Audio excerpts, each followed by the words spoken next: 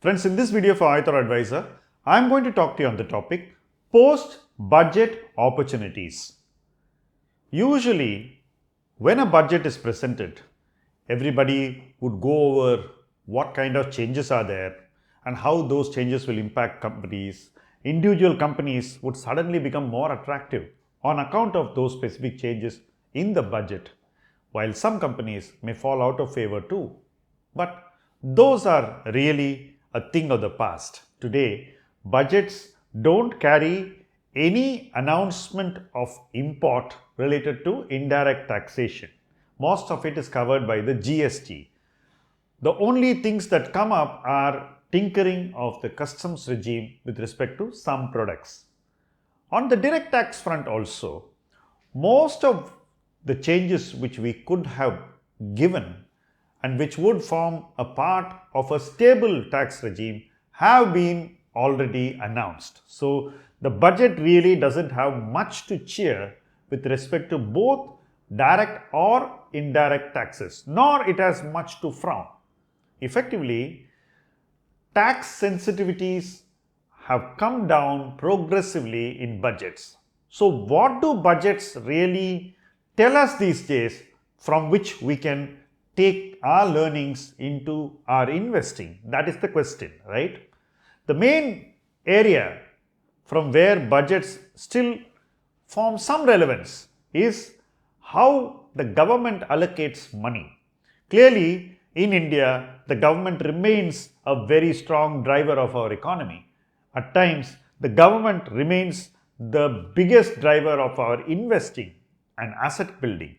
Private capital is not yet such a force that it can dominate what the government does. So, in the absence of adequate private capital, government remains the primary driver of investments and asset creation. That is one area where cues are very important. Also, allocations made to various welfare schemes have a trickle-down effect in different parts of the economy.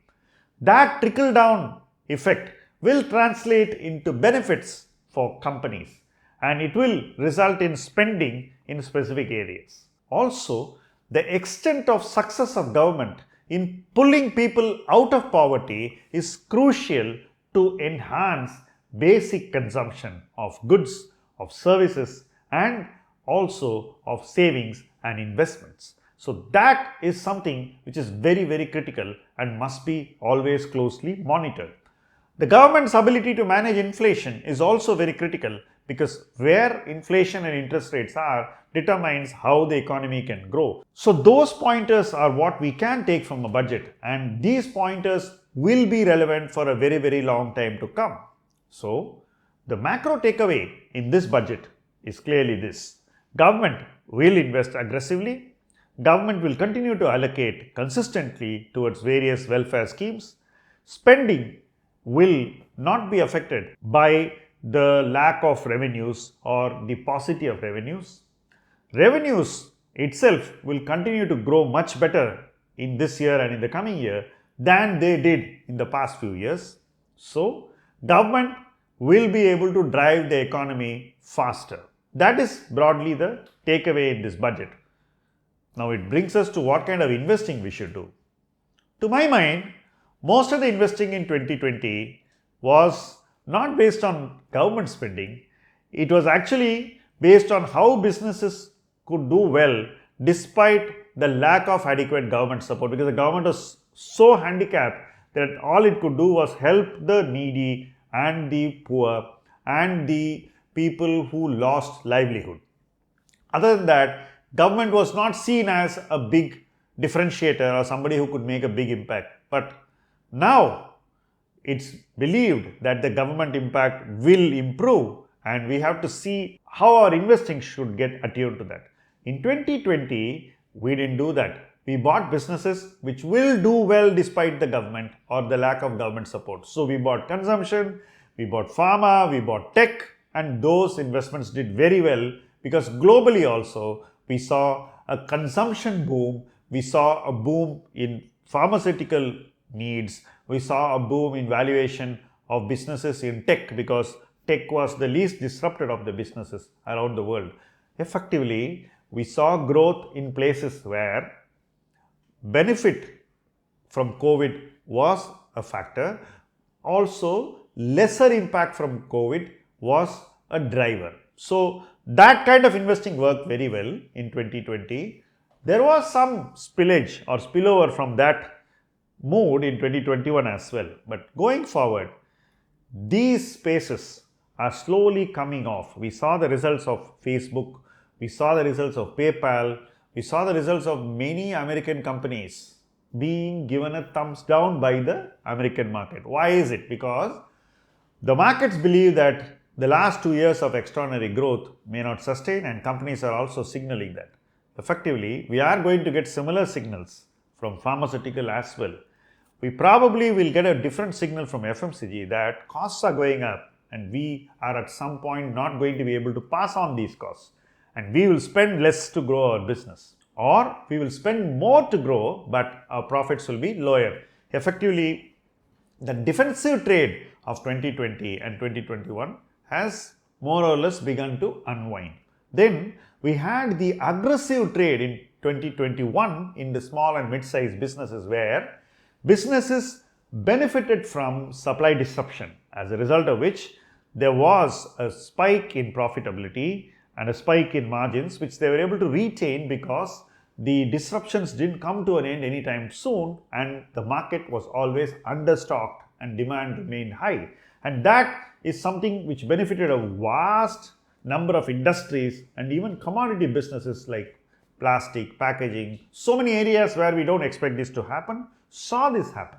But now supply side is going to normalize and we are going to see these disruptions come to an end, and that will naturally lead to a normalization of margin in these businesses, which are now factoring in that the high margins which we saw in recent quarters will continue. I believe it's not going to continue. Smaller and mid-sized companies will see a bigger impact when these margins revert to the mean.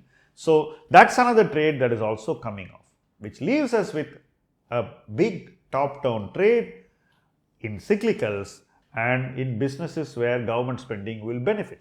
So that is the only space where we see that something very positive and different can happen from the last 2 years.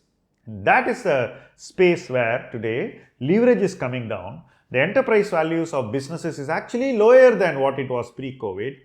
Businesses are slowly recapitalizing themselves and positioning themselves for growth. Growth capital from current earnings is going to give them far more power to invest in capacity, and demand is also likely to remain consistent and on a growth trajectory for some time to come.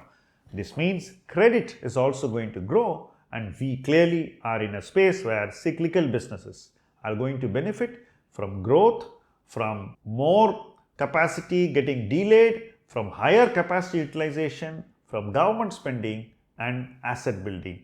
And all this is going to happen at a time when inflation is also going to be trending slightly higher, which means that high demand will help companies to actually sell more produce at a slightly higher price. And most of these cyclical businesses seem to still have their costs under control. And as long as they have their costs under control, they will be able to make more margin on higher volumes, which means that their profits are going to grow much faster than businesses which are negatively affected by inflation. Clearly, the markets are not ready to bet on this. Just as in Jan 2020, nobody was willing to bet on the defensive trade. The same way today, people are not willing to bet on the cyclical trade.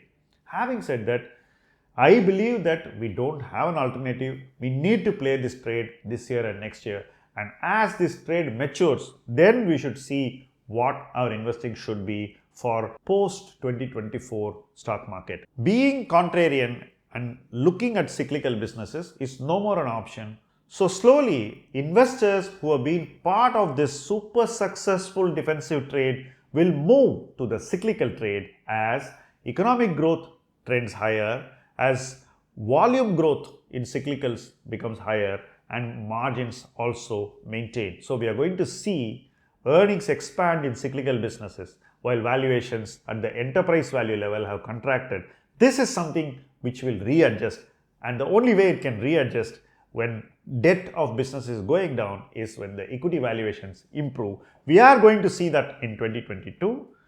Mentally, most of the market is not ready for this, but I believe the market is smart and it will get accustomed and familiarized with the emerging market context and economic context, just as the way as we did in 2020 and 2021. It's going to be very interesting, and I'm sure investing will be very profitable and gainful for those who are willing to adapt to the times. Thank you for watching this video.